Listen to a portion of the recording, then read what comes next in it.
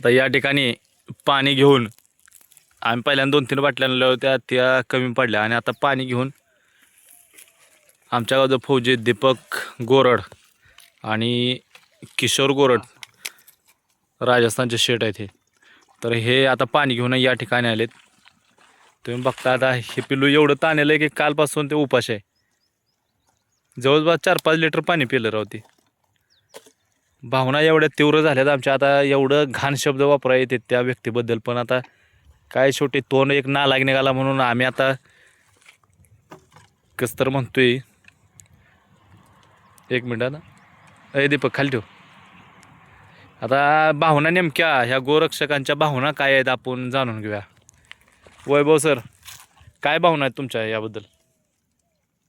याबद्दल भावनाच नाही. लोकांनी काय केलं पाहिजे? ज्या पद्धतीनं लोकांची जी मानसिकता एवढ्या खालच्या लेवलला गेल्या, एवढं लहान बाळ 2 दिवसात जर तुम्ही असं रस्त्यावर सोडत असला आणि तुमच्या आईबापांनी तुम्हाला काढून असं जर रस्त्यात किंवा जंगलात किंवा एखाद्या काटेरी झाडात सोडलं असतं तर तुम्ही जगला असता का? आणि त्याची चुकी काय आहे? त्याच्या आईच्या पोटी तिनं जन्म घेतला आहे, तिच्या जीवावर तुम्ही पैसे कमवून गू खाताय घरी बसून. रांडाच्यानं तुम्हाला एवढं कळलं पाहिजे होतं की त्याला एक 4 दिवस किंवा आठवडाभर दूध प्यायला द्यायला पाहिजे होतं त्यांच्या आईचं, आणि त्याला तुम्ही थोडंसं खाण्यासारखं झाल्यानंतर बाहेर सोडलं असतं तरी चाललं असतं. पण ते काय तुमच्या उराव बसत होतं का? किंवा ते तुमच्या घरात तुमच्या आईचं दूध पित होतं का? नाही ना, ते त्याच्या आईचंच दूध पित होतं ना. मग सोडायची गरज ना. अशा मूर्ख माणसांविषयी मला एवढंच बोल वाटते, असल्या अवलादी जन्माला नाही आल्या पाहिजे. किशोर साहेब, तुमचं काय भावना आहेत याबद्दल? भावना काय नाही, एकदम चुकीचं आहे. त्या झाडाला एकदम इथं बांधून गेली ती या, एकदम बारीक वासरू आहे आणि ह्याला पण अन्न पाणी लागतंय आणि असं बांधून जाणं एकदम चुकीचं आहे आणि लय वाईट वाटतंय. बोलून काय फायदा नाही. आता आपल्या देशाची सेवा करतात आमचे दीपक गोरड फौजी.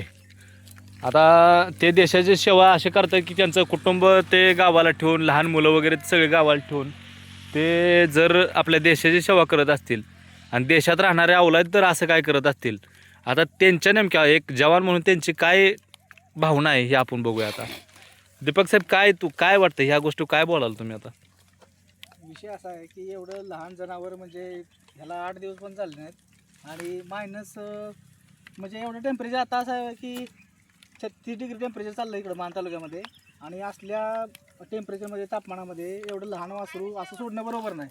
हा लहान जीव आहे आणि ह्या जीवाला आता खायला पण ॲक्च्युली काय नाही. आता आम्ही आता हॉटेलवरनं कमीत कमी 10 बाटल्या बिस्लरीच्या आणून त्या जनावराला पाजलेत आणि ह्याला आम्ही आता घेऊन चाललो आमच्यासोबत. पण हे समाजातल्या माणसाने असं नाही केलं पाहिजे ॲक्च्युली. तर हा पण जीव आहे, ह्याला जगण्याचा अधिकार आहे ॲक्च्युली.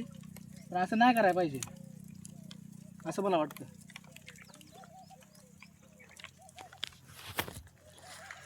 माझे सर्व शेतकरी बांधवांना कळकळीची आणि तळमळीची विनंती आहे बरं का.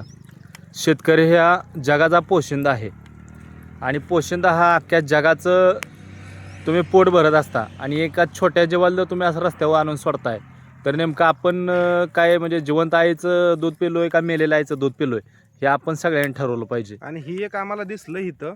आता हे असे कित्येक असतील, असे कित्येक कुठं सोडताय काही भरोसा नाही. असं काय करू नका. तुम्हाला नसल तर असल्या तुम्ही पाळू नका. जर्शी गया वगैरे असलं काय करू नका. तुमच्याकडून होत नसेल तर पोरं असं काय केल्यावर तुम्ही बाहेर काढताय का? पोरं सोडताय का कुठं? असल्यासने कशाला जनावरांनी बाहेर काढताय? असं काय करू नका. आणि जर कुठं ॲक्शन आहे एक ही समजा की जर कुठं दिसला असं करताना काय तर सरळ ठोकण्यात येईल. तुमच्या कर्माची सजा आता तुम्हाला 100% देव देईलच. काय विषय नाही, भेटणारच आहे. सजा आणलाही भेटणारच आहे. ही पाप आहे ना, आणलाही भेटणारच आहे. पण असं करू नका रे. काय नाही, त्याला दूध आईचं दूध आपण पितो पहिल्यांदा. चाललोय. पण हे असं एवढं अमानुषपणे वागू नका तुम्ही माणसांनो. तुम्ही माणसं आहात, तुम्ही जनावर नाही, समजलं का? आणि जनावराचा प्रयत्न जर तुम्ही जनावर बनण्याचा प्रयत्न केला आपल्यापासून तुम्हाला माणसात आणण्याचा प्रयत्न आम्ही करू. धन्यवाद.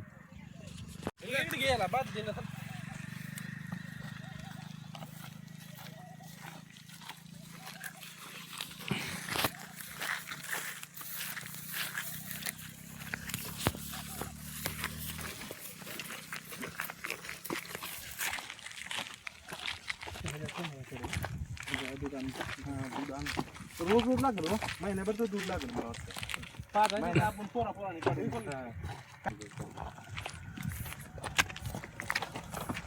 आणि उभा करतो का पडल किटच्या मध्ये किटच्या मध्ये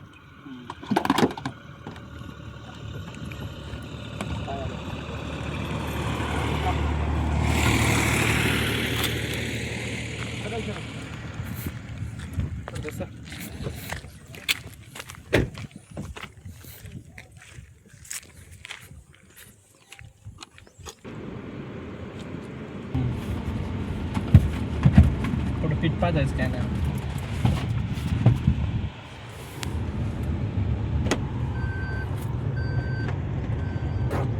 पुढचा कॅमेरा चालू